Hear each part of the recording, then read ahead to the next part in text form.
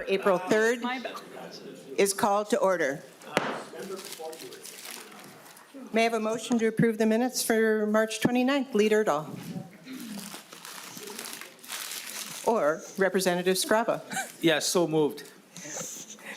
Representative Scraba moves approval of the minutes for March 29th. Any discussion? Hearing none, all those in favor say aye. Aye. Opposed, no. Hearing none, the motion prevails and the minutes for March 29th are approved. Members, today we'll be acting on one bill, House File 24. This is Representative Jordan's bill on lead service lines. All other bills on the agenda will be heard on an informational-only basis. We've been given approval to extend the hearing until 2:55 p.m. if needed. House File 24 received a full hearing in the Capital Investment Committee on Monday, February 27th. At that time, the A6 amendment was adopted and the House File 24 second engrossment was laid over as amendment. Members, I move House File 24 second engrossment as amended to get it before the committee with a recommendation that it is referred to the Ways and Means Committee. At this time, I move to reconsider the A6 amendment previously adopted on February 27th. All those in favor signify by saying aye. Aye. Those opposed say nay. The motion prevails. I will now withdraw the A6 amendment and move the amendment coded H0024A-11 to get the bill in the shape the author desires. All those in favor signify by saying aye. Aye. Those opposed say nay. The motion prevails and the A11 amendment is adopted. Welcome back to the committee, Representative Jordan. Please identify yourself for the record and explain House File 24 is amended by the A11. House File 24 has already received a full hearing in capital investments, so we will not take public testimony today. Representative Jordan. Thank you, Chair Ryer. And members, I'm not going to go over the bill as a whole, but I will try to explain some of the amendments that we've had. As you recall, about a month ago, we heard this bill and we adopted the A6 amendment.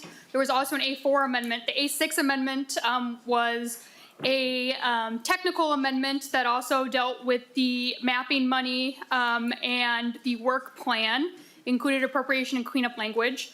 The A11 incorporates that as well. And then the A4 amendment was an attempt to prioritize replacement in economically disadvantaged communities. The way that amendment was drafted was not what we wanted it to be for statute for implementation. And so the A11 amendment is really a combination of those amendments to make sure that we are taking up the task that Chair Lee championed to make sure the most needy projects across our state have fair consideration under Subdivision 5 of the A11 amendment. It updates the fiscal amount to $240 million, and that also includes mapping grants and replacement. That amount also helps maximize federal IIJA replacement funds as well. And so that's the amendment to get the bill in the shape it needs to be to make sure that we can replace as many lead service lines as possible in our state. Thank you, Representative Jordan. Representative Urdahl. Thank you, Madam Chair. Representative Jordan, would you clear up a little bit, clarify for us what disadvantaged means?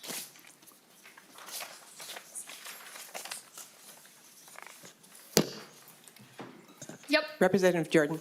Thank you, Madam Chair. So I would encourage members to take out the A11 amendment, go to Subdivision 5, and so it says as part of the plan that cities and municipalities need to give to the health department as they're submitting their projects, they need to talk about the plan, how the eligible recipient will prioritize the grant money going towards how they're going to remove lead lines that are a more imminent threat to public safety and public health. It will target areas where children have elevated blood lead levels. It will target areas with more children under the age of 5. It will target areas with lower income residents. It will coordinate the replacement of publicly owned and privately owned portions of the line. Remember, we can't replace only one part of the line. We have to replace the entire line. And it will also coordinate the lead service line replacement with other road and construction uses of the money. And so all of those are ways of getting around disadvantaged communities in terms of, and also make sure that there's an efficiency with actually replacing the lead lines that are present in an area. Representative Urdahl. Thank you, Madam Chair, and Representative Jordan. And is it true that a lot of the determination of disadvantage is up to the discretion of the community or the entity involved?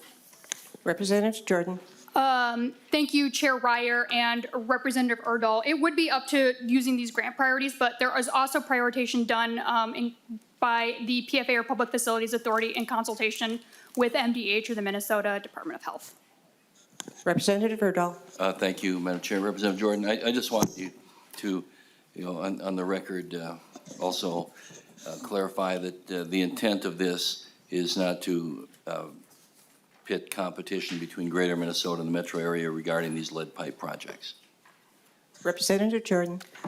Chair Ryer, Representative Urdahl, that is correct. The purpose of this grant, of this program, and you can even see in the broader bill, not the DE one, is that the goal of this bill, and it says very explicitly in the language, is that the goal of House File 24 is to replace all lead service lines in the state of Minnesota, and it is not the intent of this bill to harbor or create competition between any municipalities or regions of the state.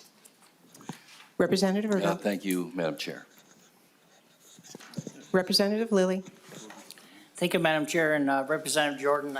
I want to thank you for working on this. I just think it's a great bill, and I just think that this is a big problem that we have in the state, and thank you for your leadership on it and helping people that are. I just can't imagine how much it would cost for someone to rectify this on their own. So to help people work through that situation. So, anyways, thanks for your leadership, and I sure hope we look favorably on this. Representative Myers. Thank you, Chair. Thank you, Representative Jordan. A question I had is, the need is large. We've seen that. And I'm just interested to know from the progression to why it started out with 80 million and went to 240. I'm just interested to know how the number got there. Representative Jordan. Chair, I almost call you Chair Jordan, you're not Chair.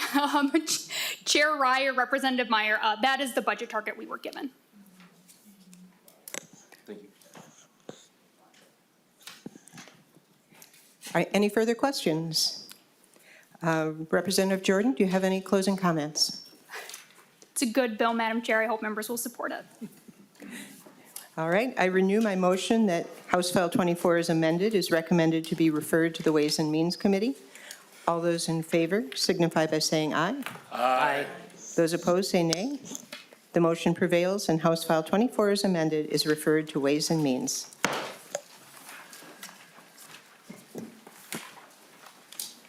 Members, the second bill on the agenda is Representative Hanson's bill, House File 2574. This bill has been allotted a few extra minutes because of the complex and long-term nature of the project.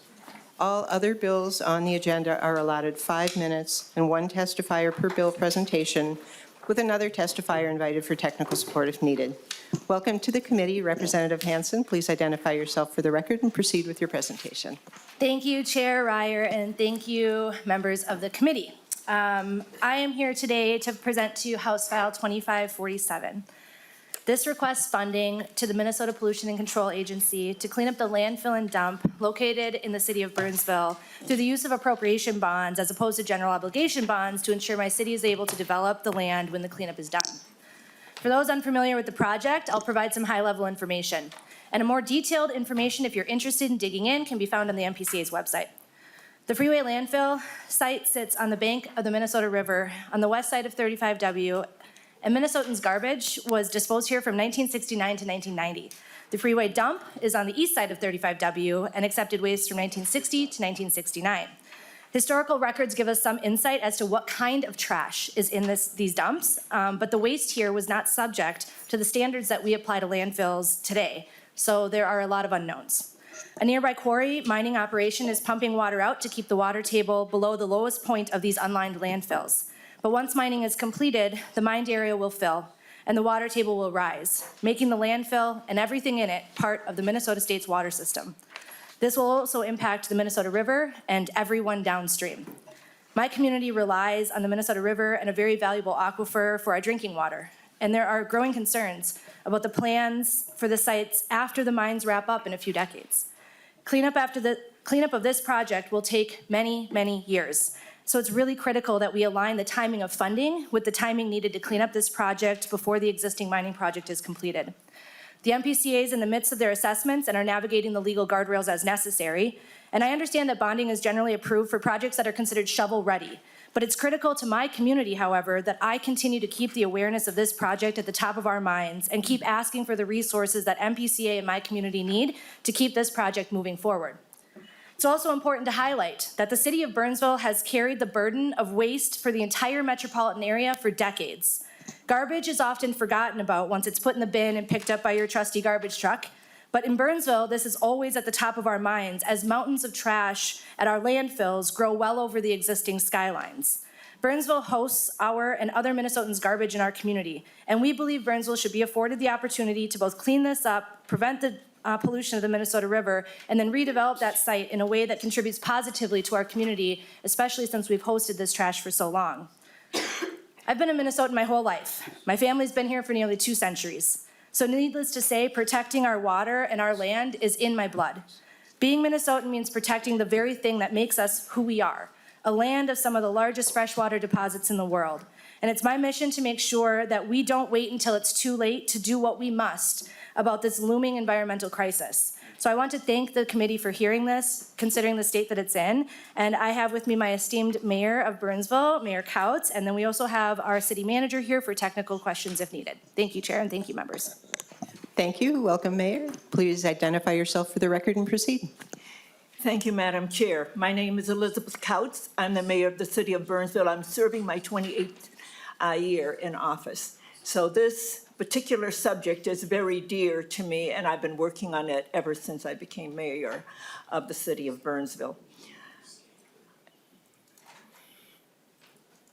Madam Chair and members of the House Capital Investment Committee, thank you for giving us the opportunity to speak to you this afternoon. The Burnsville City Council supports House File 2547 that funds a cleanup of the freeway, landfill, and dump of the city of Burnsville. The city of Burnsville would like to allow for future development of the site after it's been cleaned up. We want to first thank Representative Hanson for her leadership on this important issue. And we want to thank you, Madam Chair, and members of the committee for giving us the opportunity to hear us and to hear this bill. We also want to thank Chair Rick Hanson, whose Environment Committee has also worked on this issue. As Representative Jess Hanson stated, Burnsville has been the host community of facilities that have benefited many others for many years. We are now asking the legislature to move the funding for the MPCA's dig-in haul cleanup of the site forward and ensure that the city of Burnsville can preserve the site for future development. We also want to note that our bill is drafted with appropriation bonds as opposed to general obligation bonds to allow development on the site after it is cleaned up. The Minnesota Pollution Control Agency documents state, compared to modern landfill program, there were few design and operational standards for older landfills when they were initially built and operated. There are a number of environmental concerns associated with the landfill and dump that need to be addressed to ensure the protection of human health and the environment. Our city has worked hard to work with legislators on both sides of the aisle. The Minnesota Pollution Control Agency, impacted landowners, and our county to do what is best for our residents, the region, and our state.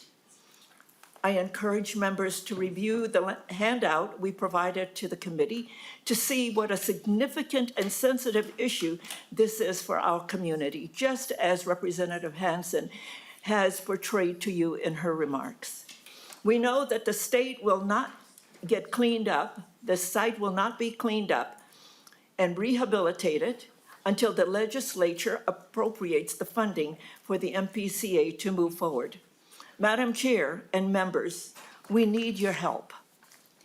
And we thank you for your help. and we thank you for this opportunity to testify, and we are available to stand for questions.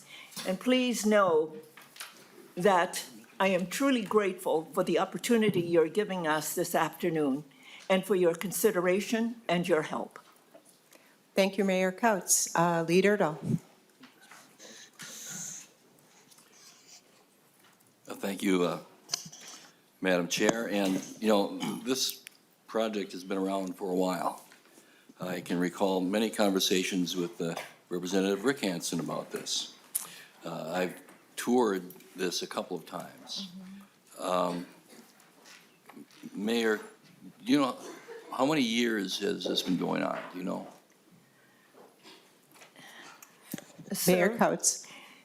Thank you, Madam Chair. Sir, it's been going on since it closed in 1990, but actively, I came into office, I was elected in 94, and ever since I've been mayor, it has been an item that we have been working on, because we want to make sure that we preserve the water table, because it's not just Burnsville that benefits from the natural resources and the water that we have. We as Minnesotans see this as an asset for all of us. Representative Hanson. Thank you. And I'll just add to that, Representative Urdahl, that the urgency now is because the mining operation is approaching an end. And so we need to make sure that we, like I mentioned in my comments, we're aligning the timing of when that mining operation ends and when there's nothing left to mine and when that quarry fills up with the funding process. So we are in a critical state right now, which may have been different than the years past and the years that you've heard it and toured it because of the state of what's happening there. So we need to kind of rush things along a little bit so that we line the timing up just right. Lead Urdahl. Thank you, Madam Chair. And I think maybe the mayor can answer it. As I recall, one of the hangups in the past was a land ownership question. Has that been settled? Mayor Couts. Thank you, Madam Chair. Representative Urdahl. That is an ongoing item, and I think the MPCA continues to work with the landowner, sir. Representative Hanson. I'll also add to that, thank you, Chair and Representative Urdahl, that there was a bill that we passed last session that allowed some of those guardrails to change a little bit than what they were historically. And so that process is moving forward. I'm in constant communication with MPCA. I get regular updates. I have a timeline that I can share as well if anyone's interested in that level of nerdy detail. But that is an ongoing conversation about the landowner and making sure that there's a collaboration between MPCA and the landowner. Yeah. Mayor Couts. Thank you, Madam Chair. Representative Urdahl. I don't know if there are any members of the MPCA in the room, but they can answer the question that you asked with regard to the landowner. Lead Urdahl. Thank you, Madam Chair. And it certainly is important. I mean, this issue has been hanging out there for years. And I think that had that land acquisition question been answered years ago, things probably would have been moving by now. So obviously, it's very important to get that issue settled because, I recognize that this is an important issue. It's an important health safety issue, and it needs to get settled. And whatever needs to be done to put us in a position to settle it needs to be done. Just one final question. So you're asking for $165 million in appropriation bonds. Is that the request? Representative Hanson. Thank you, Chair, and yes, Leader Urdahl, that is correct. Lead Urdahl. Thank you, Madam Chair. Will that be all at one time, or could this be phased in? Representative Hanson. Thank you, Chair, and thank you, Leader Urdahl. That's actually a good question. I was asking MPCA about that just a couple of weeks ago, and I'm pending an answer from them if there can be. This is a huge price tag on this, and I'm 100% aware of that. And so if there's an opportunity to phase in, I would agree with you that that would be a better approach rather than just setting that money aside. I've been transparent that, the project's not shovel-ready, as we've talked about, because of the ongoing MPCA assessments, but we do need to, on this committee in the legislature, recognize the environmental catastrophe that this is facing Minnesota, and so I'm open to any and all conversations we can to keep the project moving forward. Okay, thank you. Representative Zhang.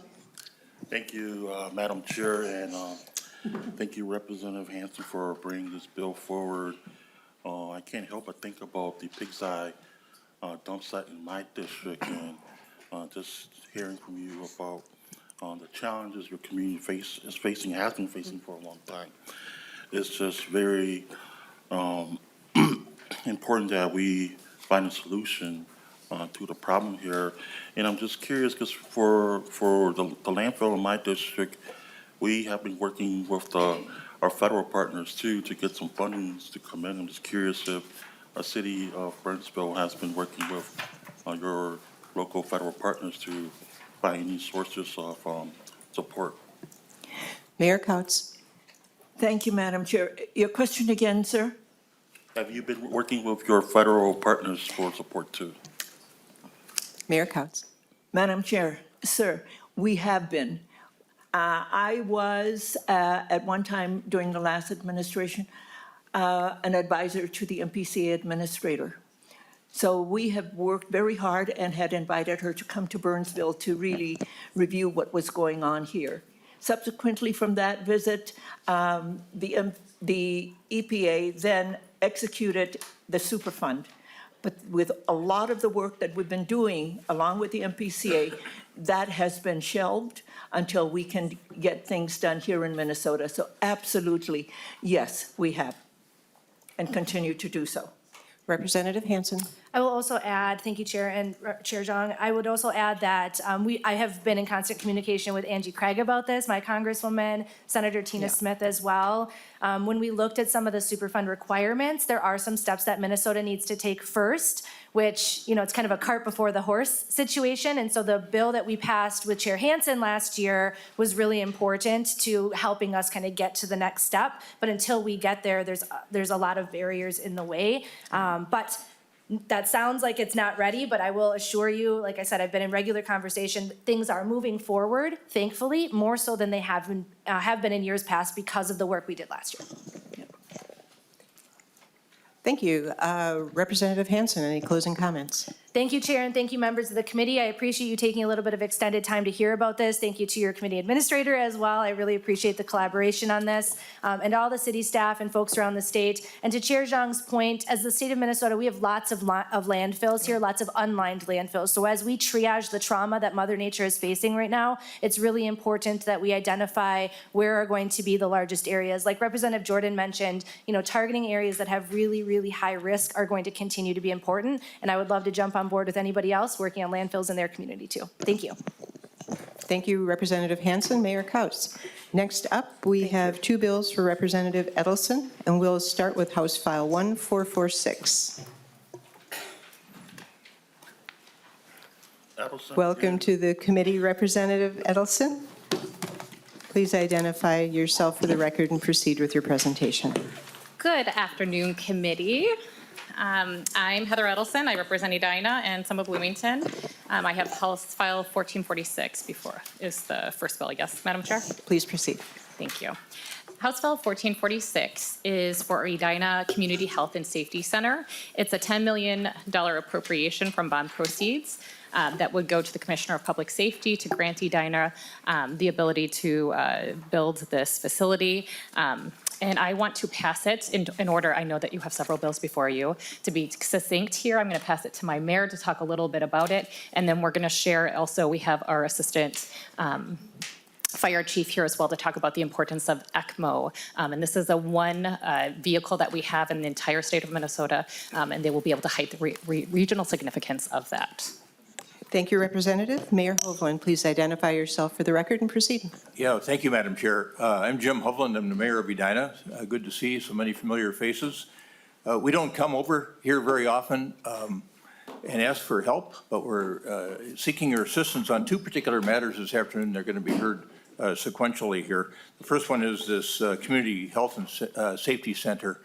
As many of you know, we are not a recipient of local government aid. We are one of the top 5 fiscal disparities contributors in the state, and we try to be good givers.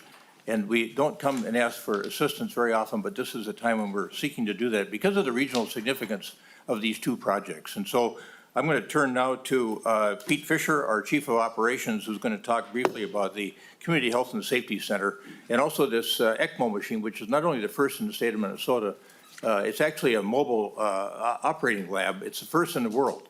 funded through the University of Minnesota, who placed it with, in trust with our emergency medical services personnel, and it will serve a broad region with respect to, it's an alternative cath lab is what it is, and a heart-lung bypass surgical procedure center. It's about as long as a fire truck. Costs $6 million, and so we're doing it in conjunction with the University of Minnesota. It'll save a lot of lives in our region as we use that vehicle, but I'll turn now to Pete Fisher and have him explain why we think that, excuse me, why we think the Edina Community Health and Safety Center has regional implications and should be considered for some bonding assistance. Thank you. Welcome, Chief Fisher. Please identify yourself for the record and proceed. My name is Pete Fisher. I'm the Assistant Fire Chief in the City of Edina. Our fire department is a small fire department, but a growing fire department, and we recognize the need for collaboration with our partners in order to provide excellent service. Examples of that include, we're one of the 5 agencies in Minnesota to be part of Minnesota Task Force 1, the state's urban search and rescue asset. We have mutual aid agreements with our neighboring fire departments, and we, as an ALS ambulance service, we have mutual aid agreements with our neighboring ambulance services. Another area where we have found that we can really provide great service by collaborating is mobile ECMO. ECMO, you may be familiar, extracorporeal membrane oxygenation. In essence, heart-lung bypass. The University of Minnesota and the Minnesota Mobile Resuscitation Consortium, Edina Fire and LifeLink, are partnering together to provide this life-saving service in a mobile aspect. In essence, there's certain kinds of cardiac arrest that benefit from ECMO, and the sooner ECMO is implemented, the better the outcome for the patients are. So by making this mobile, stationing it out of a fire station, we're able to provide this benefit to members of our community, surrounding communities, and as this pilot program expands, greater Minnesota. Thank you, Chief Fisher. Any questions? Seeing none. Any closing remarks, Representative Edelson? No, thank you, Madam Chair. Just thank you for your time and consideration on this project. Thank you. Next up is your second bill. This is House Research Drafted CG 157. Please identify yourself for the record and proceed with your presentation. Thank you, Madam Chair and members. I do not have the jackets for this yet. We're waiting for them. But this is the Crosstown Pedestrian Bridge. I just want to highlight the regional significance of this is about 80,000 people per day travel on the Crosstown. That equals out to about 29 million people in a year. What has happened here with this pedestrian bridge is it has been struck numerous times, twice in the last year. In August, there was quite a lot of damage. And really, the regional significance is that there's a safety issue that's happening here, and we're genuinely worried that there might be harm if we don't increase the height of this bridge. And so we're looking for the state's help on this, and I'll pass it to my mayor to expand a little bit more. All right. Thank you, Representative Edelson. Madam Chair, members. Yep. Mayor Hovland. Thank you. This Crosstown Pedestrian Bridge has... Excuse me, could you please identify yourself again for the record? All right, I will. Thank you, Madam Chair. Jim Hovland again, Mayor of the City of Edina. This Crosstown Pedestrian Bridge, as Member Edelson said, has been struck twice by semis in the last year. Fortunately, nobody was on the bridge when it was struck. It serves not only Edina, but because of the unique visitors that we have to the park system, including a pool area, it's serving about 80,000 visitors in a particular year. In addition to that, 100,000 approximately visitors traveling on the Crosstown beneath the bridge. So I'm going to turn now to our city engineer, Chad Milner, to explain in more detail the partnership that we have with MnDOT and the requests that we're making here with respect to some funds that will help us get this bridge of regional significance rebuilt. Welcome to the committee. Director Milner, please identify yourself for the record and proceed. Thank you, Madam Chair. Chad Milner, I'm the city engineer for Edina. The current bridge is a major barrier to the goals outlined in our bike and pedestrian master plan. That master plan ties into the regional bike and master plan. So it's a major barrier there with Highway 62. It doesn't meet ADA standards today. It's narrow. It has 2 sets of stairs on each side, and we know people call all the time trying to have access over with wheelchairs, trying to get bikes across the bridge. So it's a major safety concern from an ADA standard.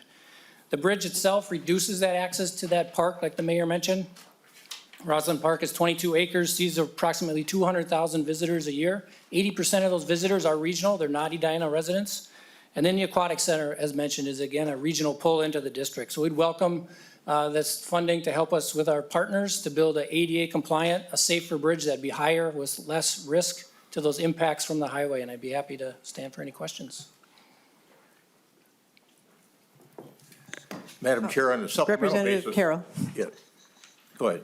I'll let him go ahead, and then I just had a comment. Mayor Hovland. Yeah, Madam Chair, thank you. Members, just wanted to let everyone know that the total cost of this bridge is estimated to be about $5.5 million, excluding these design costs that we're requesting assistance on. MnDOT has advised us that if we can get the design work done, they can get going on the rest of it, and so we can accelerate that process of making this not only ADA compliant, but safer for pedestrians crossing over the bridge that are serving, that are not only living in Edina, but living in the broader area. Thank you, Madam Chair. So Mayor Hovland, could you just clarify for me then, do you have the remaining funding available? We do. Okay, thank you. Representative Carroll. Thank you. I just wanted to thank Mayor Hovland for his service. He's not only an asset to his community, but to the region and the state as well. It's been a long time service, and I appreciate your leadership. Your comments on your first bill, I thought you were the mayor of Plymouth. We have the same kind of concerns in terms of contributing to the well-being of the state and the region, and we feel you. Thank you. Thank you, Representative. Leader Urdahl. Thank you, Madam Chair, and I'd like to thank Representative Edelson for bringing forward these bills and providing us with more opportunities to help out Edina.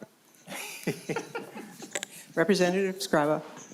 Thank you, Madam Chair. Question, has MnDOT or anybody talked about box culvert underneath there for ADA and everything else?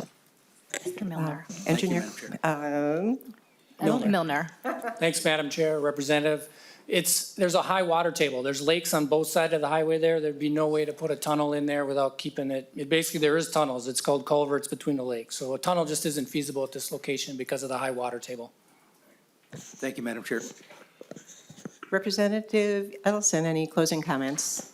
I'll keep it brief because I know what it's like to hear lots of bills. I just want to thank you all for your time, and hopefully there'll be some support for this project. Thank you. Thank you. Thank you very much. Thanks, everybody. Next up, we have Representative Hassan's bill, House File 2276.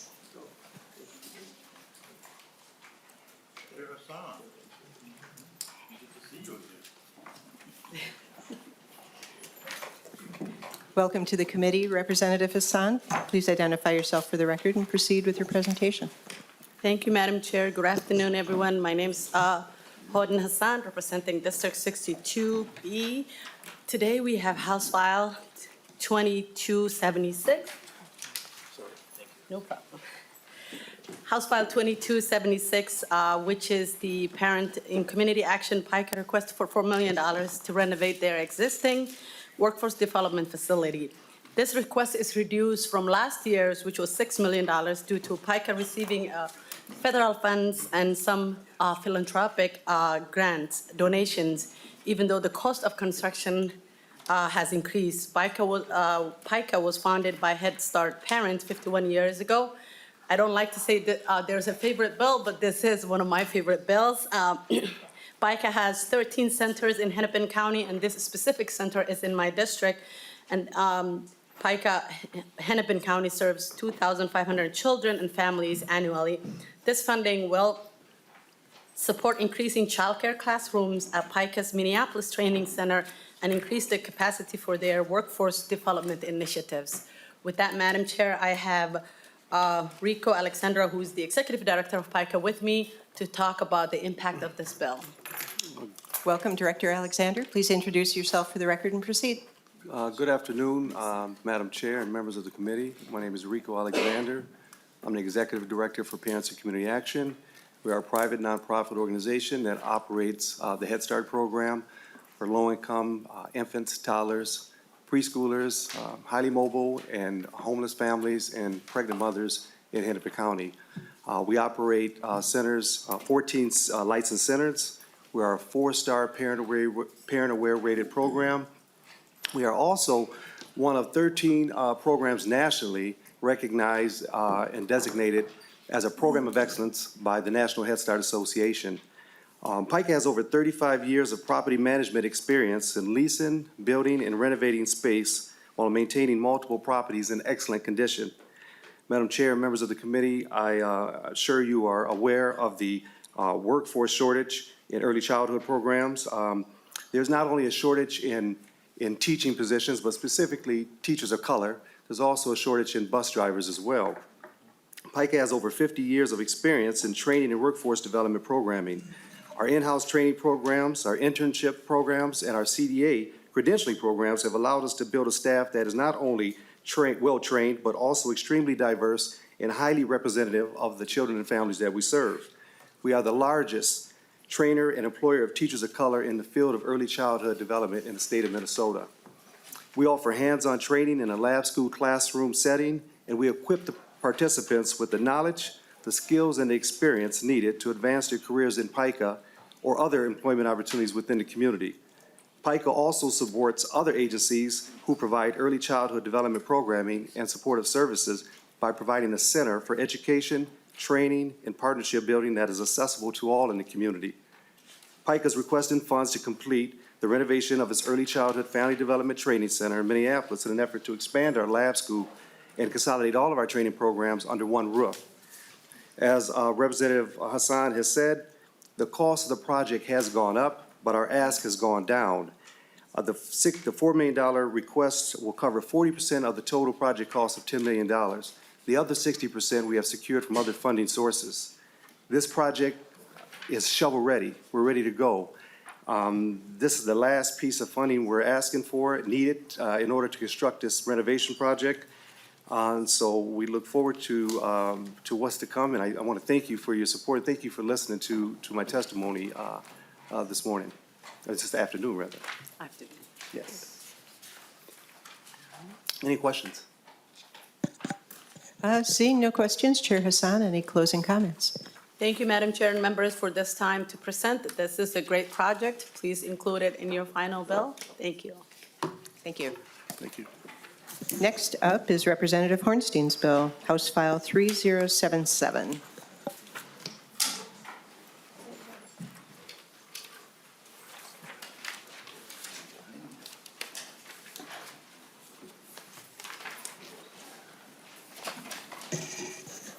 Welcome to the committee, Representative Hornstein. Please identify yourself for the record and proceed.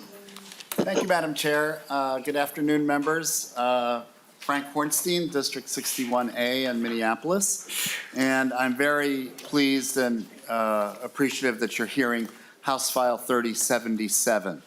House File 3077 seeks funding for a very unique center along the Lake Street corridor in Minneapolis that will combine workforce development and housing to really assist in an area that is in dire need of redevelopment after the pandemic and the unrest in the summer of 2020. And so this is a collaboration among many organizations, unions, community groups, groups serving the immigrant community. And the Rise Up Center will be a facility that will encompass 10,000 square feet of apprenticeship training space for workforce training. It will include 30,000 square feet of office and community space and 22 bedroom units of cooperative housing.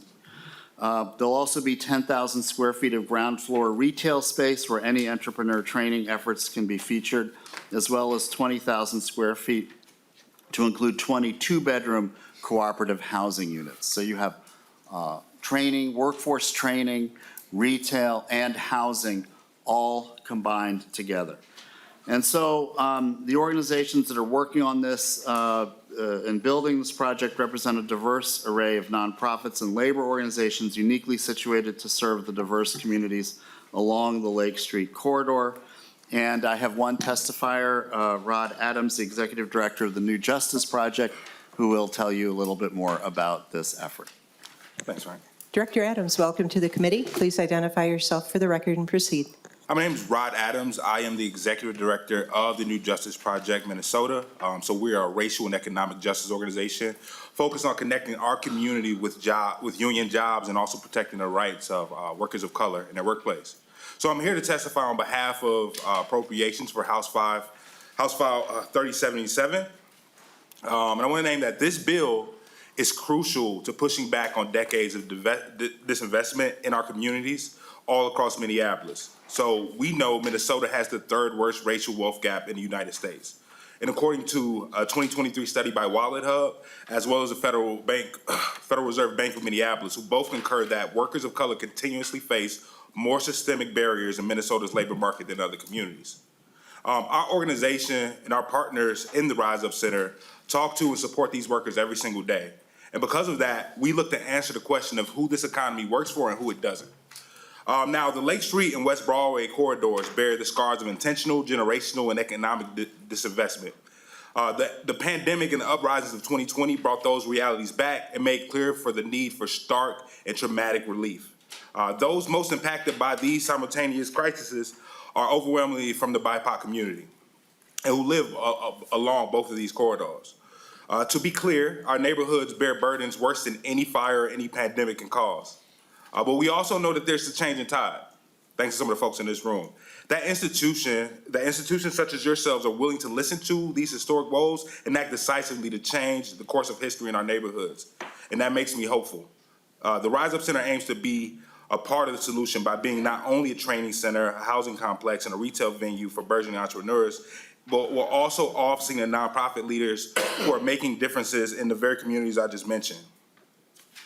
The Rise Up Center's workforce development programs will recruit mostly BIPOC and immigrant workers to receive culturally competent training through worker-designed apprenticeship programs and will include space in the building to house these training programs that I'm going to mention. Key programs that will be housed inside of the Rise Up Center and are currently under development or in pilot phase include a trade union pre-apprenticeship, community safety specialist security apprenticeships, high-rise window cleaning, and a carpenters union approved workers cooperative. As a result of the Rise Up Center and its programs, thousands of low-wage BIPOC workers will have dignified union jobs with good salaries, benefits, and also safe working conditions. In addition to our workforce development programs, the Rise Up Center will offer retail space to small businesses and affordable housing options that our communities desperately need in this moment. With that, I want to thank you guys for your time and the chair and the members of the committee, and look forward to your continued support.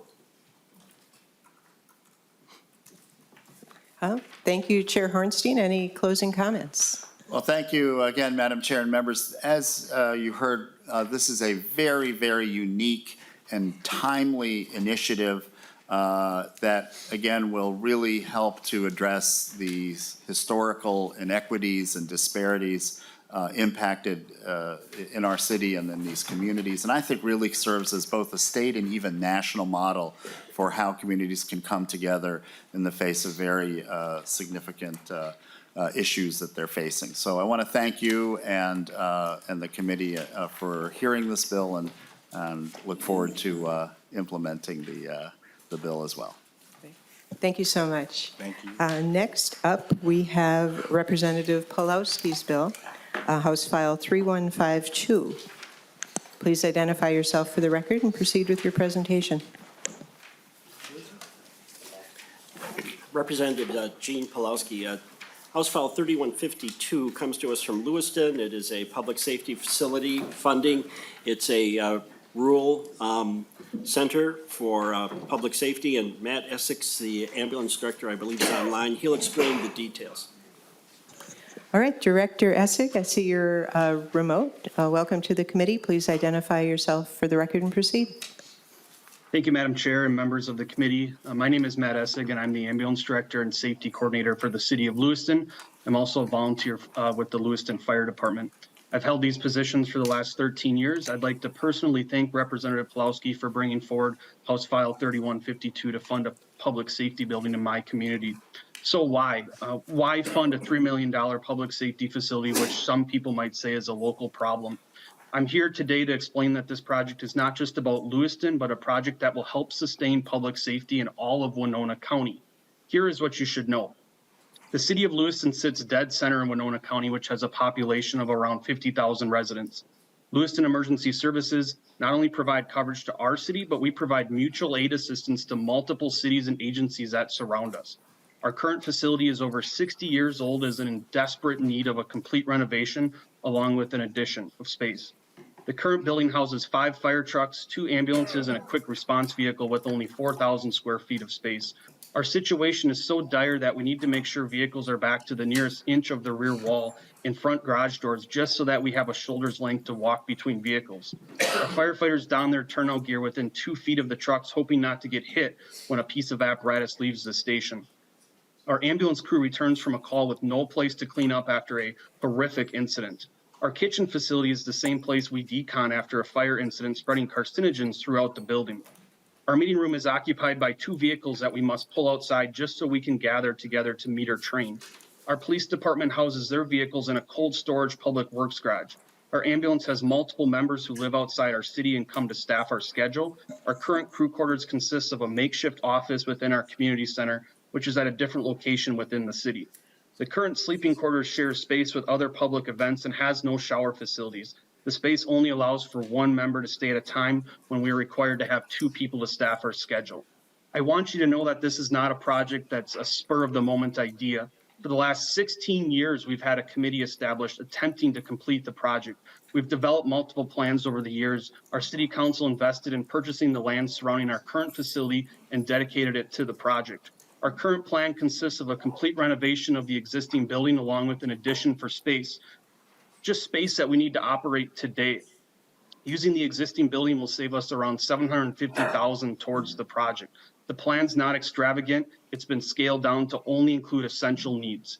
Unfortunately, our city has been hammered with multiple capital expenditures such as a new wastewater treatment plant, water tower, multiple street projects, and infrastructure.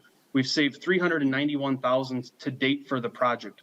Putting the burden on the local taxpayers is not feasible as they are already stretched so thin and our service reaches much further than the local community. We've researched federal grants and there are none for buildings. We've attempted to work with the USDA and do not meet their grant qualifications. We're out of viable options and we need help. Many of you likely heard that rural EMS is struggling. Lewiston Ambulance is a rare exception to that statement. Our ambulance service routinely responds to about 225 calls per year. Last year, we responded to 452 incidents. It's mostly due to our unique position within Winona County and the struggles of our rural neighbors. 185 of the 452 incidents were mutual aid requests. We're the first mutual aid for the full-time paid service in the city of Winona. And last fall, we acquired the license of the St. Charles Ambulance, who has a population of 2.5 times the size of our city. This was due to staffing struggles and the inability to provide adequate coverage. Our city is now running 2 ambulance services with an expected call volume of 700 incidents per year. Our city's invested in staff to maintain the ambulance service and provide adequate coverage, but we're in desperate need of facilities to properly operate out of. We have over 84 volunteers who pour their heart and soul into the Lewiston Ambulance Fire Department and the St. Charles Ambulance. This project will sustain rural EMS in Winona County and ensure ambulance coverage for thousands of residents. Our fire and police department, who we depend on so dearly to assist us, will be sustained for decades to come. The new facility would provide adequate space for apparatus and a dedicated training facility. Our ambulance provides first responder training to agencies all over the county, as well as students from Winona State University, St. Mary's University, and Southeast Minnesota Tech.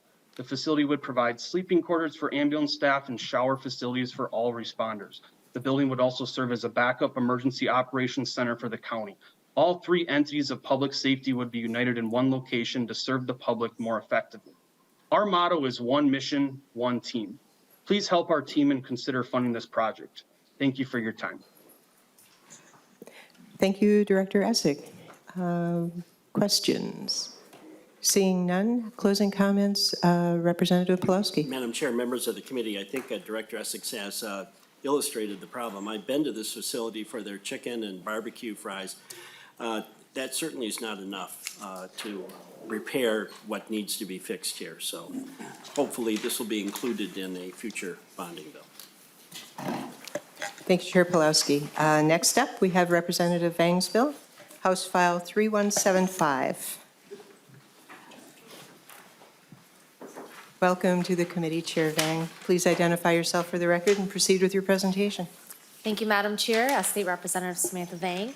House File 3175 is appropriation of $3 million to Acer. To purchase a property in Brooklyn Center that focuses around retail small businesses. And so I'll yield the rest of my time, Madam Chair, to my testifier who can share more about their work and the project.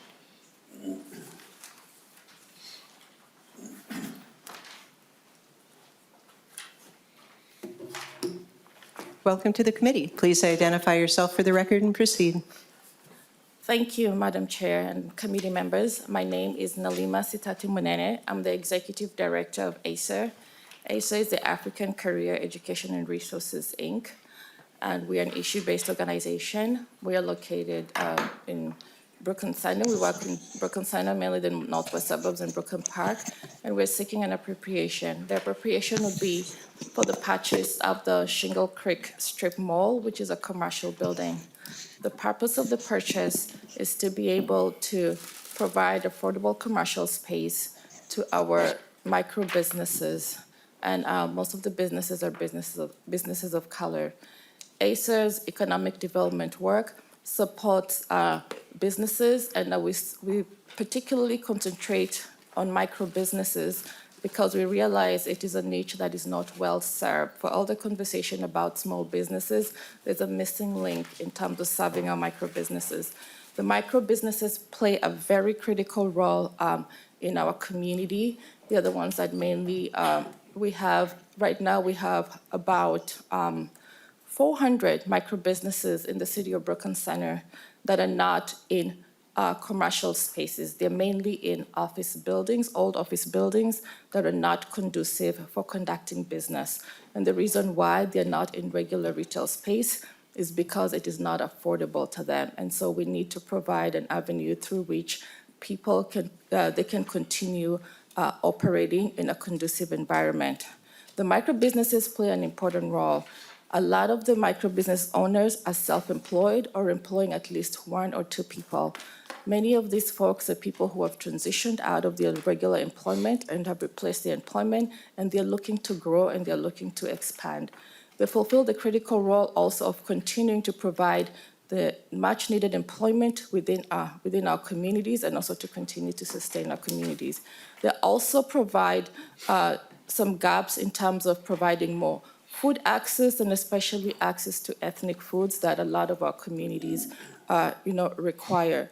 The other thing that they do, I know the Walmart situation has been a lot in the news recently and the other closure of the building of other businesses, but we're seeking to acquire this building and to support our micro businesses because we are saying this is our community and we want to invest in our community.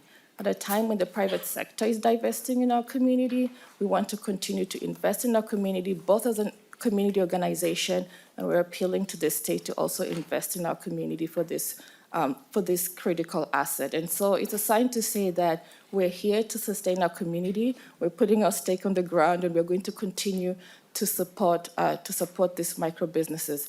In addition to acquiring the commercial space, ACER also provides technical assistance to micro businesses. And so basically we give wraparound services to the businesses. We enable them, we help them to continue to gain access to capital, we help them with their bookkeeping, we help them to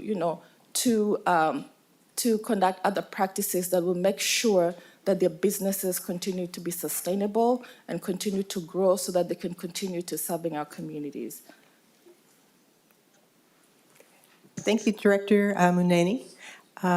Any questions? Seeing none, closing comments, Chair Vang. Thank you, Madam Chair. I think my testifier said it well enough. This is an investment in our communities, and so this is a good bill, and I appreciate the committee's time to hear this bill. Thank you so much. Next up is Representative Grossell's bill, House File 532. Please identify yourself for the record and proceed with your presentation.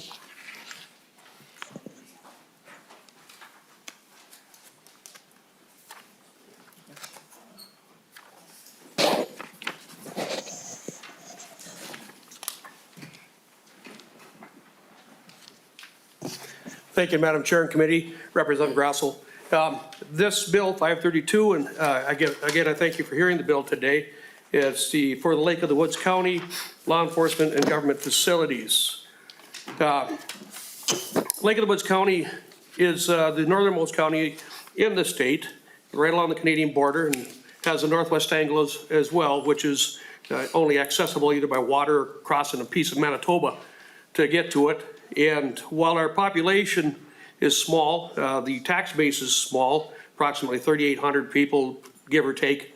And then the citizens up there, they depend on approximately, well, it depends on tourism, approximately 300,000 stays annually. Our existing law enforcement center, due to the DOC, has been found obsolete and non-compliant and doesn't meet the unfunded mandates by the DOC that the DOC is making now. In turn, I'll turn it over to Commissioner Ed Arneson here to give you more details. Welcome, Commissioner Arneson. Please identify yourself for the record and proceed. Thank you, Madam Chair.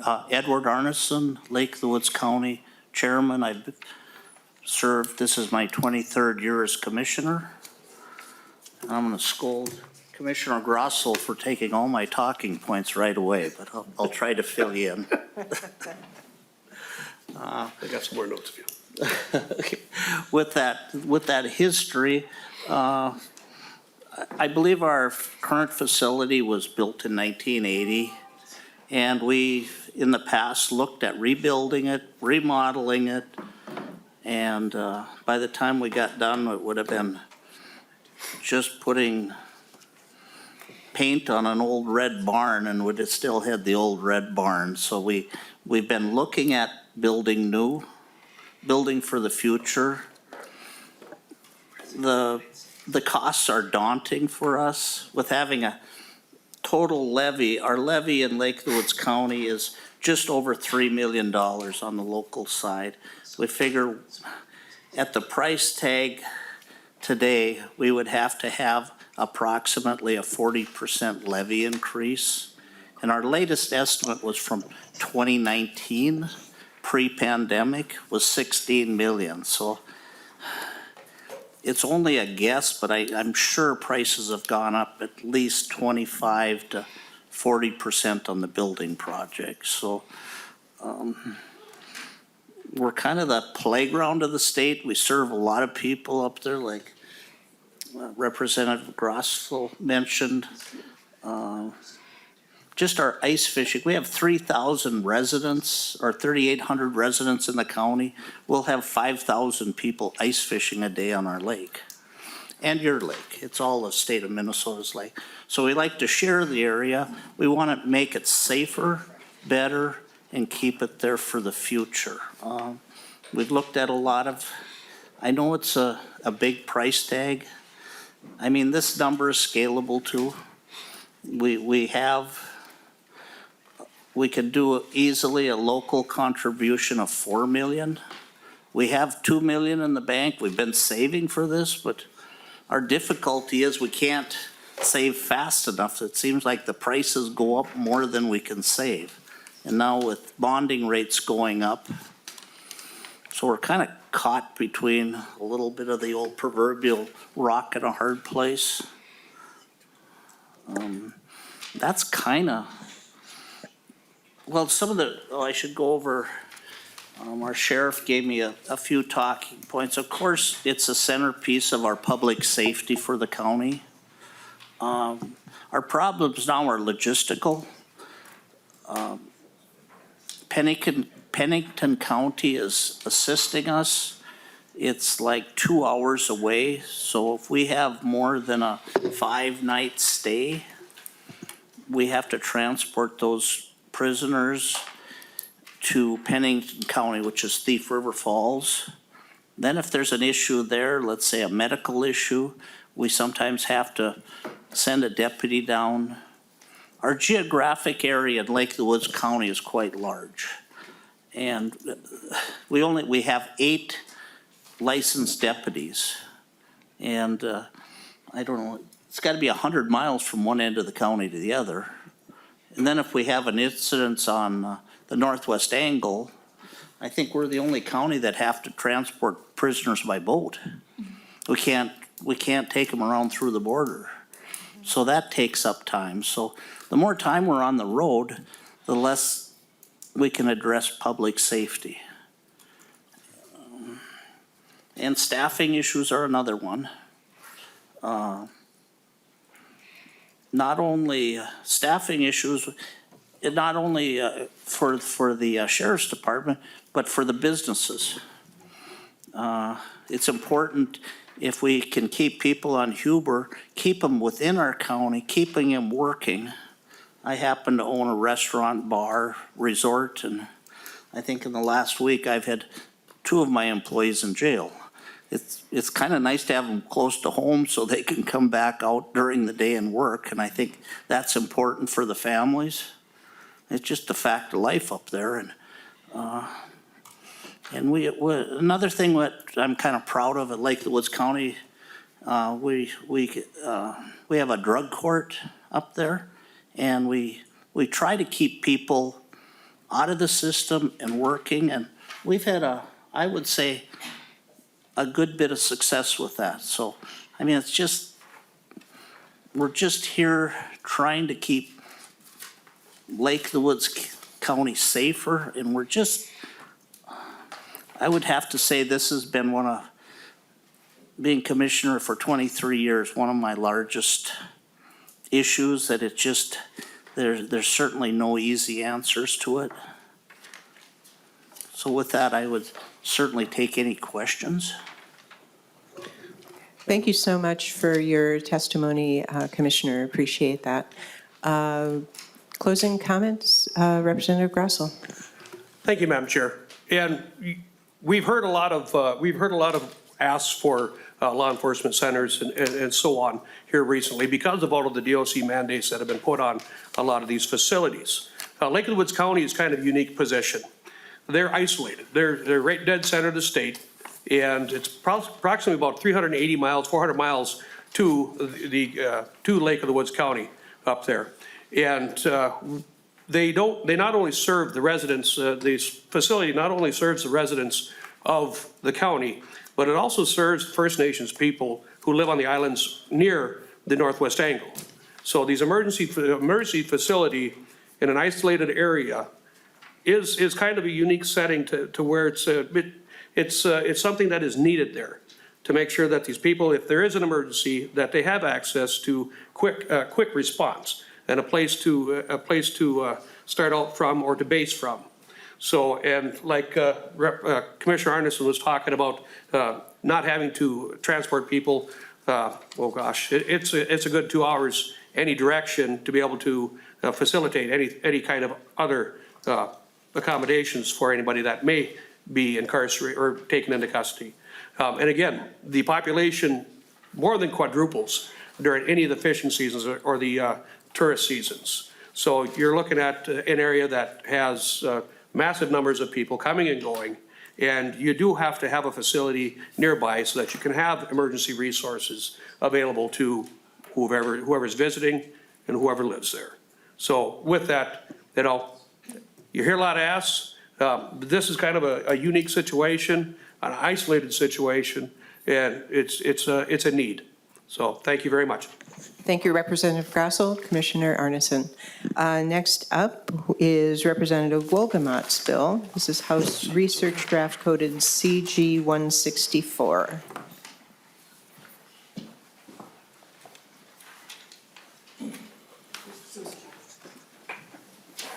Welcome, Representative Wolgamott. Please identify yourself for the record and proceed. Well, good afternoon, Madam Chair and Lead Urdahl and fellow members of the Capital Investment Committee.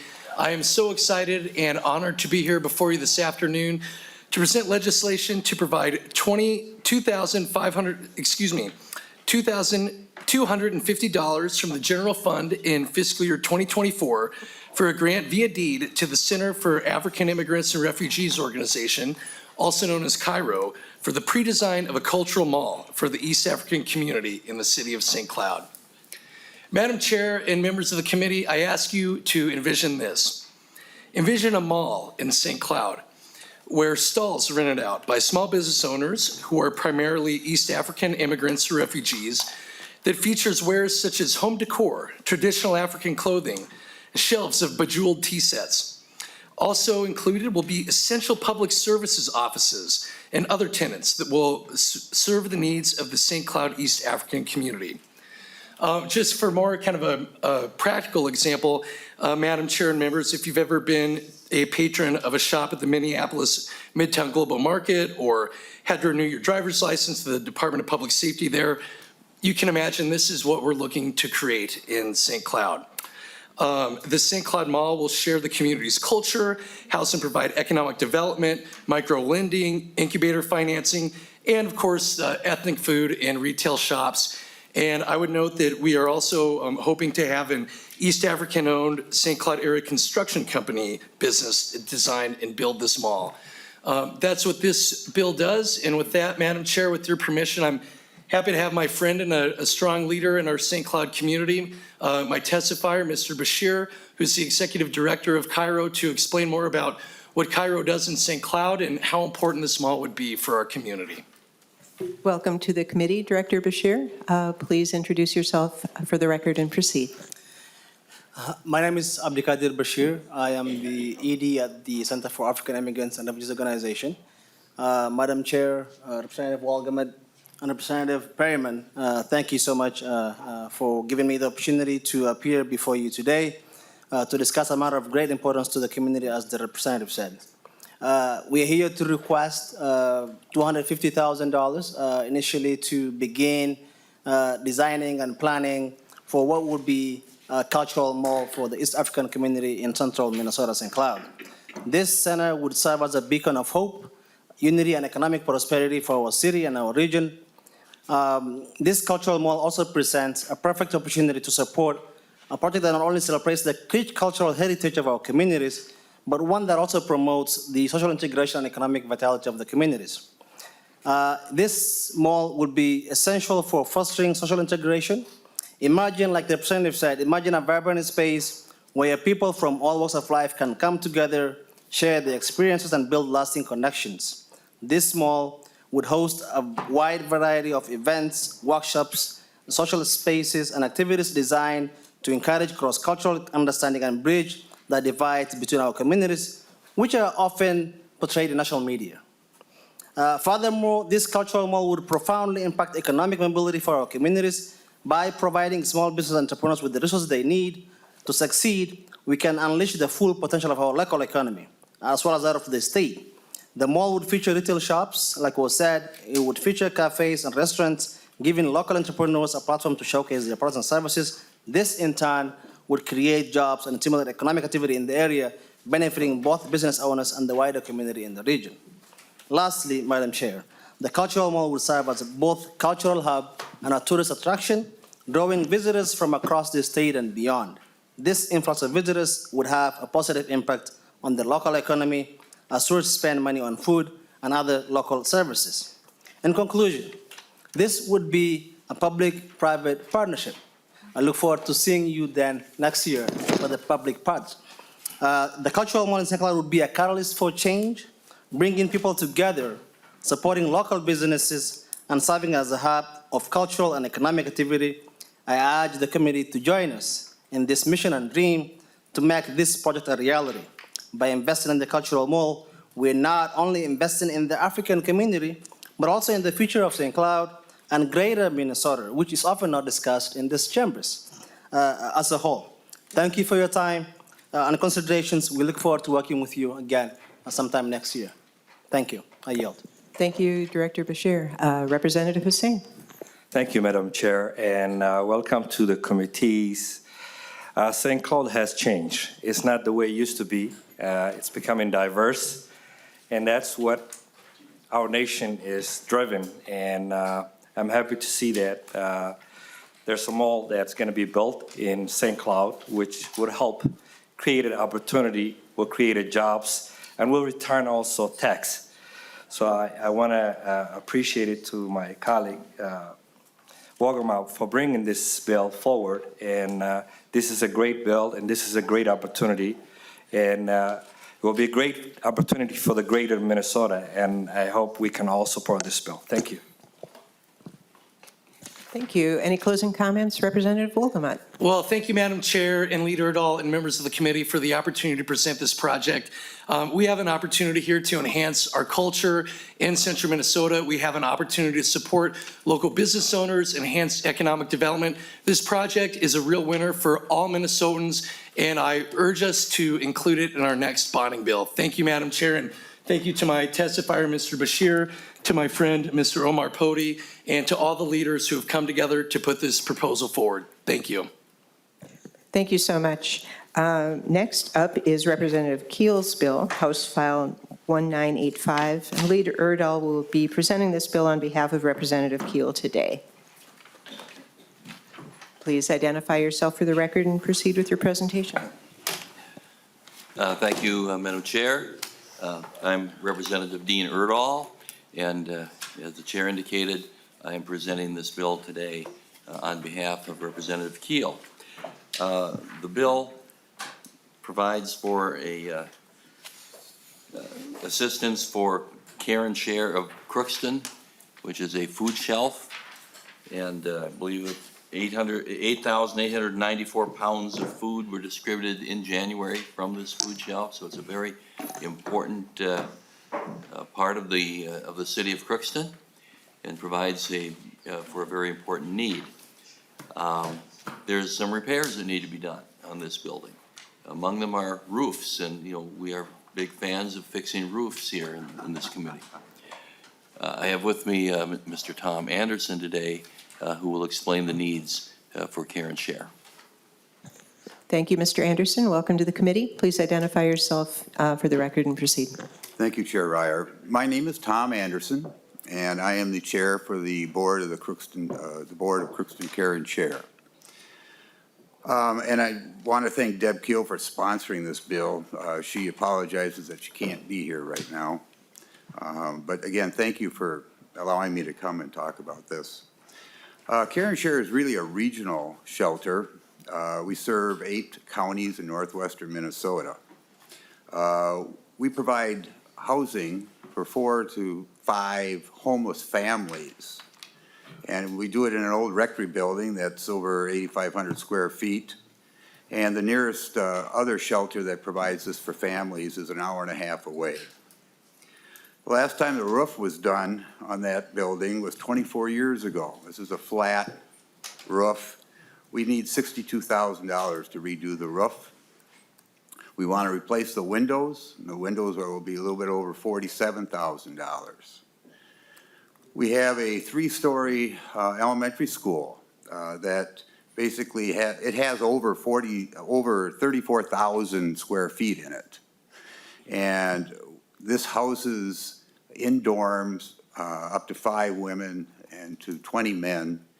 It has our staff in it. It has a food shelf, and it has a soup kitchen and a donation room. DHS has us report in how many heads are in the beds every night, and we average 33 people a night in our shelter, and that's over 12,000 in a year. Our soup kitchen serves hot lunches and suppers, and it's just not the residents who are there, but for the community, and we average 1,053 a month. We give out food at our food shelf, and we serve on average 343 family members a month, and we give out an average of over 7,600 pounds of food. We provide a warm bed that the person can call their own, 2 hot meals, clothing, and personal care items. Residents can stay as long as they want, as long as they're working towards finishing their goals, meeting their goals. We got 2 case managers. They help them with getting an ID. They help with getting housing, employment, acquisition of cash and insurance benefits. We refer for mental health, addiction, and physical health services. And we do provide transportation for them to be able to achieve these goals. The cost to redo the flat roof at the school is $162,000. And the windows, which there are a lot of windows in that old school, is over $306,000 to replace the windows. We are experiencing water damage, and new windows would sure help with the heat and with improve the function of their use. We also want to put an elevator in that building, and that's going to cost $366,000. So the total cost, what we need, is $944,068.56. Care and Share was established in 1986. We enjoy broad community support from individuals, partner agencies, and churches. In particular, mental health, county social services, and law enforcement really appreciate that we provide housing and services for people who are homeless. Bremer has thought we were a pretty good organization, and they gave us $23,000 to do our new camera security system. They just gave us $50,000 for operations. United Way gives us $15,000 for the food shelf, and they also give us $15,000 for the soup kitchen. The Sisters of St. Benedict just gave us $13,000 for a new phone system, and we've used their funding before to maintain our boiler. We provide quality services to very needy folks to help them reach self-sufficiency.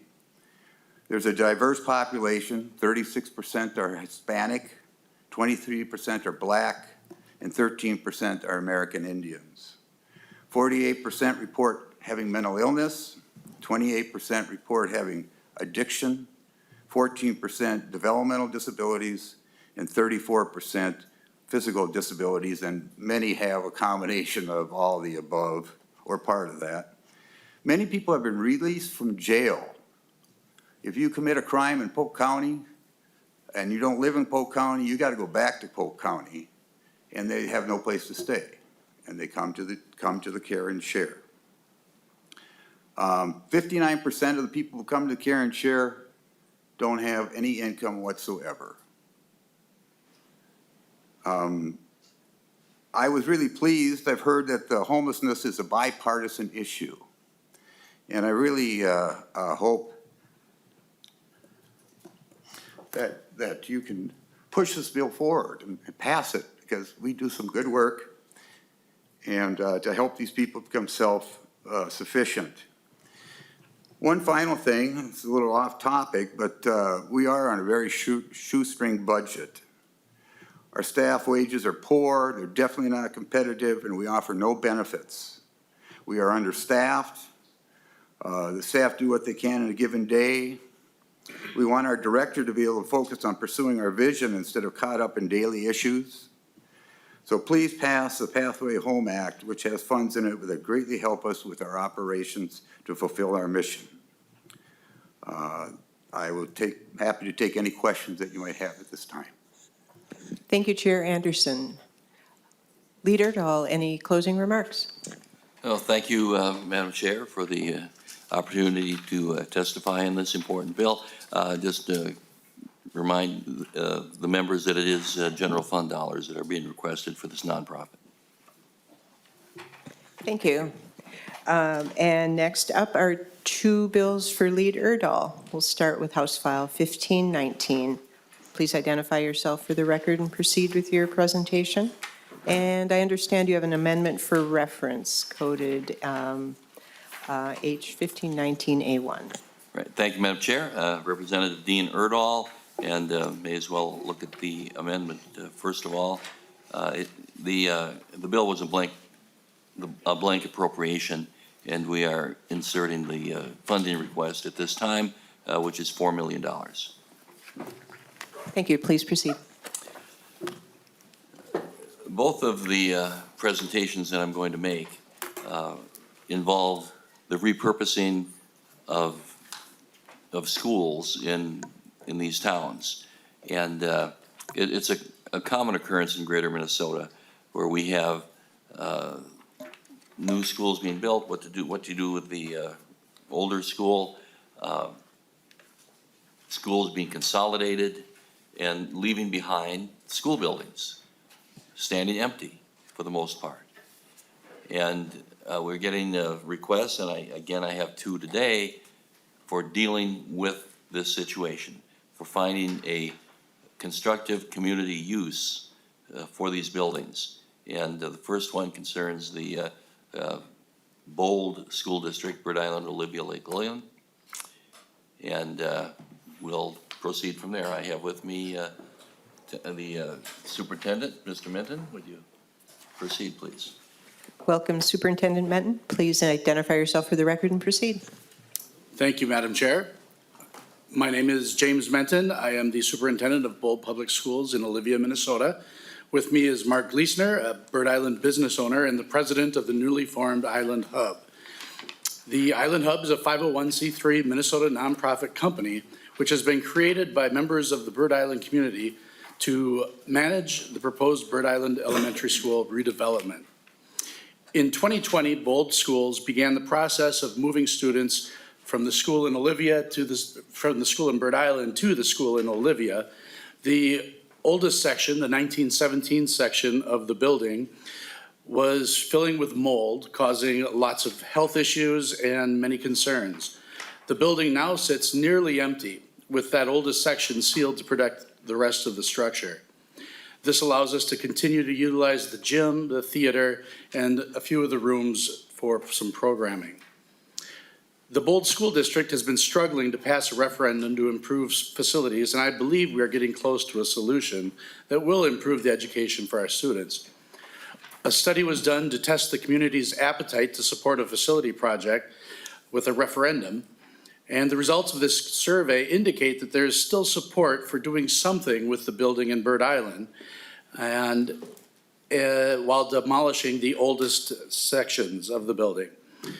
There's a strong belief that without something positive happening with the Bird Island building, our attempts to pass a referendum to improve the rest of our aging facilities will not be successful. The Island Hub will be a one-of-a-kind public-private partnership. It will be a center of commerce for the entire community and surrounding areas. This $11.2 million project will be completed in 2 phases. Phase 1, which is what we are asking about today, will cost $6.5 million. It will demolish parts of the school and prepare the site for occupancy.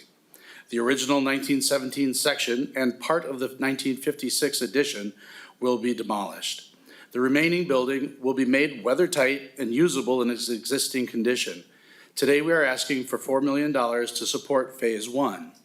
Phase 2 will involve new construction, including an ADA accessible restroom, a new lobby connecting the east and west parts of the building, a new locker room, and a new deep winter greenhouse. The repurposed building will provide needed important spaces for both economic development and community resilience for Bird Island and other surrounding communities.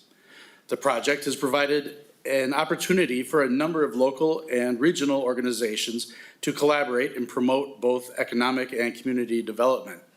Last year, the Bold Schools formed a partnership with the Candy Ojai County Area Family YMCA and the Olivia Hospital and Clinic to create Revolution Wellness, a project allowing our communities an opportunity for programming in existing facilities. We're no strangers to collaborating with other entities for the betterment of our community, and adding another partner to our collaboration only enhances the opportunities we have to positively impact our area. The majority of the funding for the Island Hub project will come through a combination of Minnesota state bonding, federal funding, school district bonding, local philanthropy, and other private and public sources. We're truly grateful for the opportunity to visit with you here today and seek support for this important project. Thank you for your willingness to listen to our plan. We'd be happy to entertain any questions you may have. Leader Urdahl, any closing comments? Once again, thank you for consideration, and look forward to seeing the inclusion in the bonded bill, capital investment bill, whatever it is. Thank you, Leader Urdahl. Thank you, Superintendent. Thank you. Next up is your bill, House File 2851. Please identify yourself for the record and proceed. Thank you, Madam Chair, and again, Representative Dean Urdahl. And this is a provision requested for general fund dollars, $3 million for the cities of Gibbon, Fairfax, and Winthrop, to also repurpose 3 school buildings. And with that, I have Superintendent Jeff Horton with me to explain what the project is. Welcome, Superintendent Horton. Please introduce yourself for the record and proceed. Good afternoon. Dr. Jeff Horton, Superintendent of GFW Public Schools. Thank you, everybody, for hanging in there an hour and a half into testimony and after lunch. That is very much appreciated. There's been some wonderful ideas here and amazing projects, and I don't envy any of you as someone else who has to work with budgets and try to make difficult decisions on lots of important needs. So thank you for taking time to hear ours. We have a handout for you, and you can look through some of the facts, but as I thought about what I would say to you, I thought more about the story, and I really want to talk to you about healing. And that really is the focus of what I want to say, and I want to turn over to Mayor Edwards to share a few things, who's the mayor of Winthrop. These are not funds that would be coming to the school district. Rather, they are funds that would be going straight to the cities.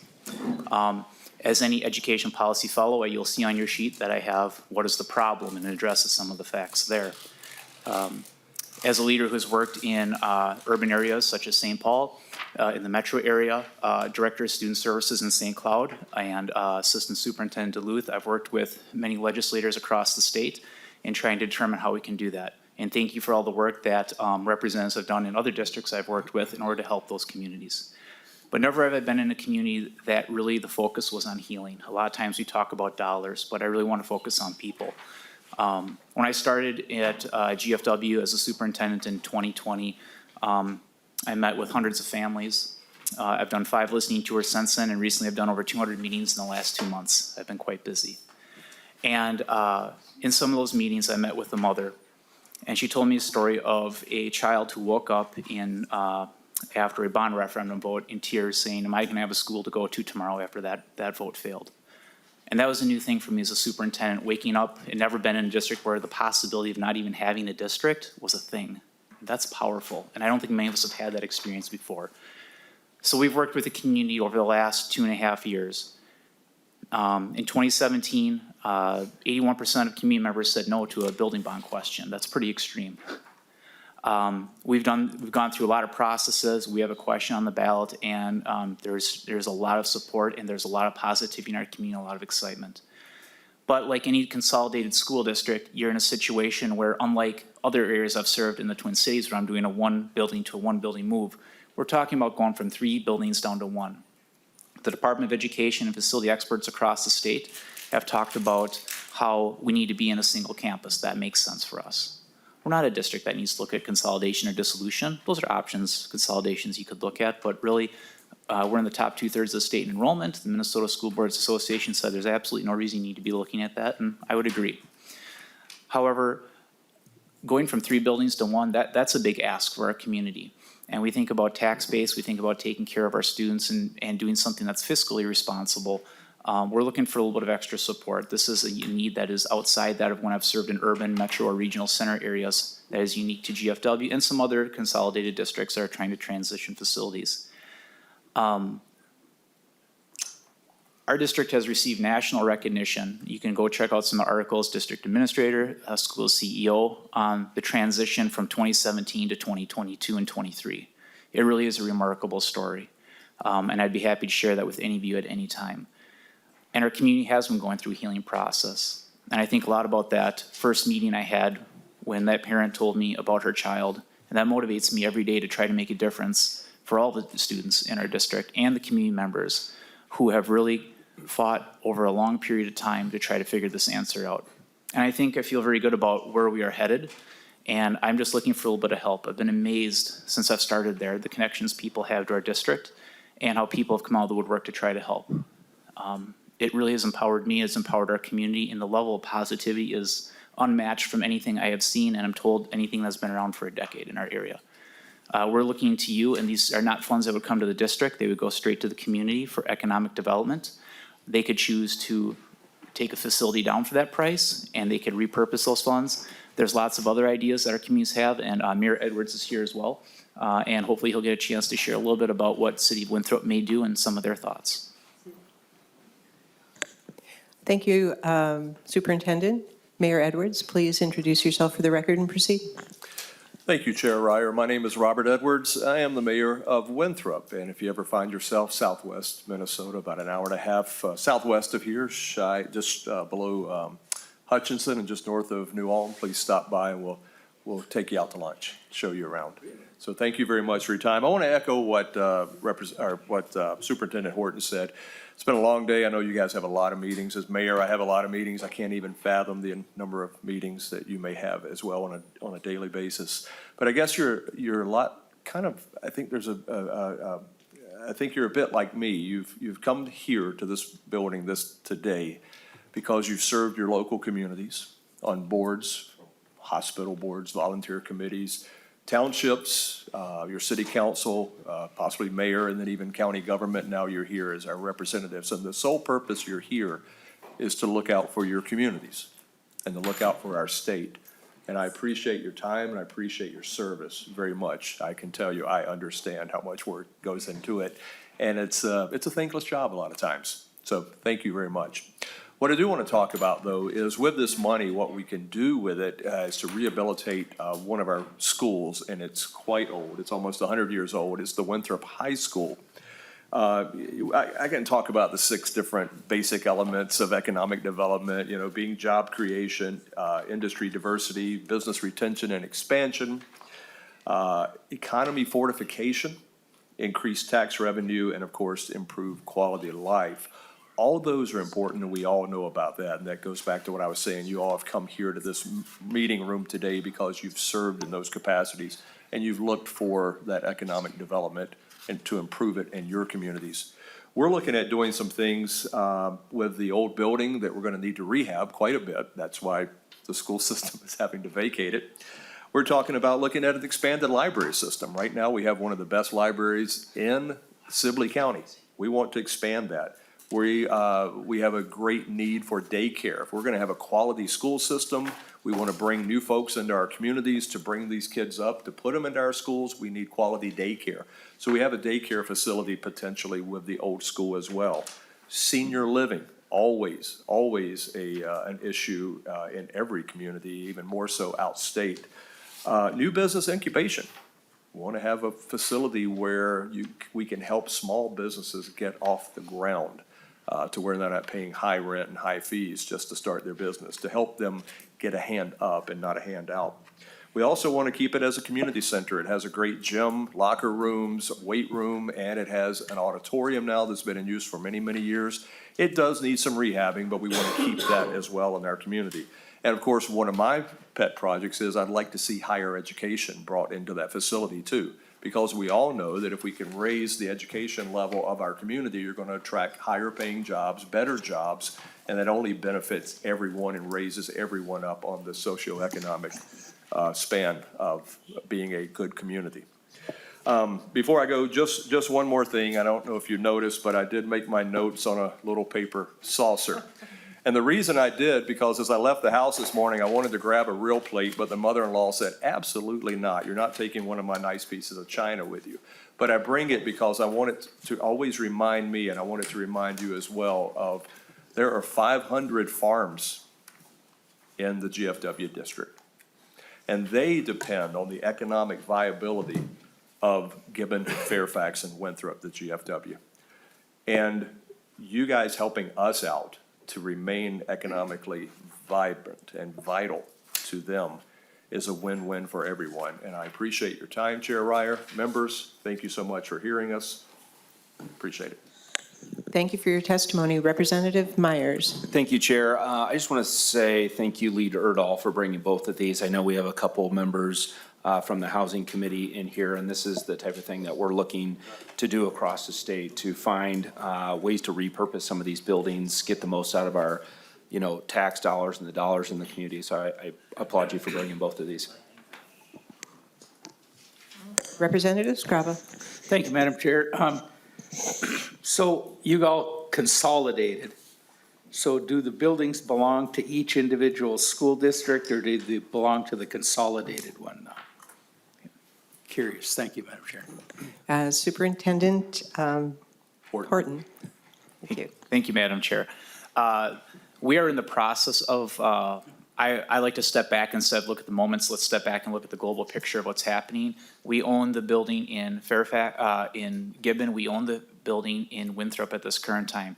We had to close the building in Fairfax and have sold that, but that person has run into some troubles, and that may be going in a different direction right now. That remains to be seen, and that's not my world, but to be determined, I guess. But it's not looking very favorable. So we're looking at this as a consolidated district. It was 3 independent school districts who came together. So those are no longer independent school districts. They are now GFW. It was Gibbon, it was Fairfax, it was Winthrop. Came together, one district. The school district had owned all those properties, and there's kind of a transition process. Going back 30 years ago, 30 plus years ago, when we actually were first formed, this was actually a conversation at the table, and it was identified, and the community has kind of pushed it down the road, and as you'll see from the FCI score on our building index, which is the 0 to 1 scale score there, we're approaching critical, which means that you need to shut down the building in some of our areas. So that is the level we're at right now. Thank you. Any closing comments, Leader Urdahl? Thank you, Madam Chair, for your indulgence with these 3 bills. We'll just comment that appreciate notes for a talk being made on a small plate, and that's better than on a napkin that I did once at a meeting, and it was fine. The speech was there until the person next to me blew their nose. I promise not to do that. Thank you. Thank you all. Thank you, sir. And last up today, Representative Lillie's bill, House File 2863. Please identify yourself for the record and proceed. Thank you, Madam Chair and members. This bill is about a rehabilitation center for our wildlife. And certainly all these bills that we've heard today are, at least in my mind, are very, very important, starting with lead line, public safety, workforce, and people are certainly priority number 1. But if we're able to think outside the box a little bit, and if there's a capacity for the state to look at our needs for our animals, it's very a big problem with wounded animals, and currently there's a facility right now in Roseville, and they're looking to expand into an area close to mine. This isn't my district, but I think it's great work. 1979, they started this as a volunteer program with vet students at the U, and have grown, especially in the last year or 2. I see that they're up 50% increase, and it is quite shocking how many, they call them clients, but how many people, some of our staff, I think, and quite honestly, my wife have brought in squirrels and geese and other things, and they're up to about 12 to 1,000 patients or clients a year. But anyways, with me today I have, I'm not sure he's retired. I think he's doing this out of love. And but this is a good project, and again, thank you for your time, and I know everybody's excited to hear about this, but thank you. Welcome to the committee. Please identify yourself for the record and proceed. Thank you, Madam Chair and members of the committee and Representative Lillie.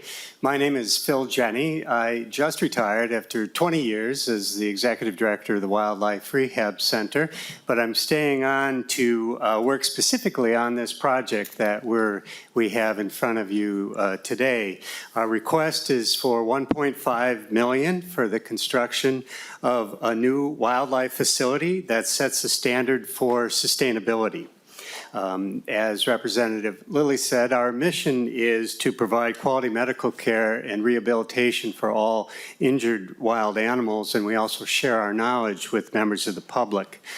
We did start as a student organization at the university. In 1996, we split off as a separate 501c3. We stayed on the St. Paul campus until we built our new emergency wildlife hospital in 2003.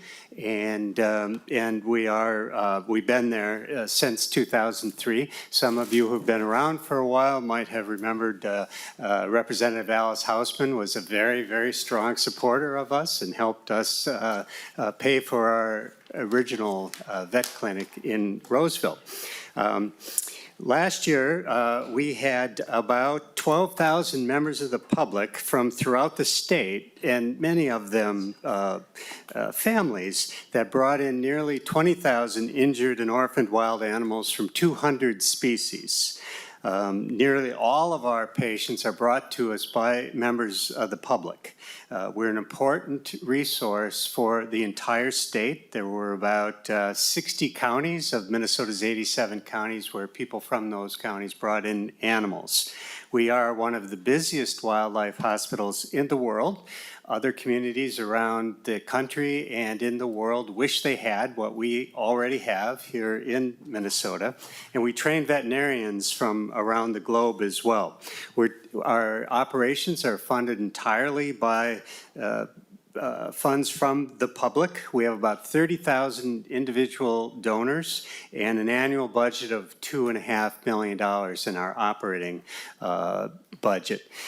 The problem is we're out of room at the new facility we built in 2003 for 10,000 animals. We now have double that amount, and we purchased a 22-acre farm in the city of Grant to provide sufficient space, particularly for recovering injured and orphaned wild animals that don't really need medical facilities as much as they need less human contact and more space and quiet.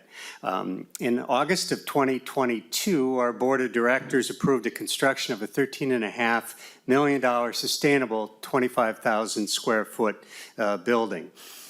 We set the standard, the global standard really, for wildlife medicine, and we think our new facility should also set the standard for environmental protection. Medical facilities of all types face tremendous challenges with waste management and removal and excessive water and energy use.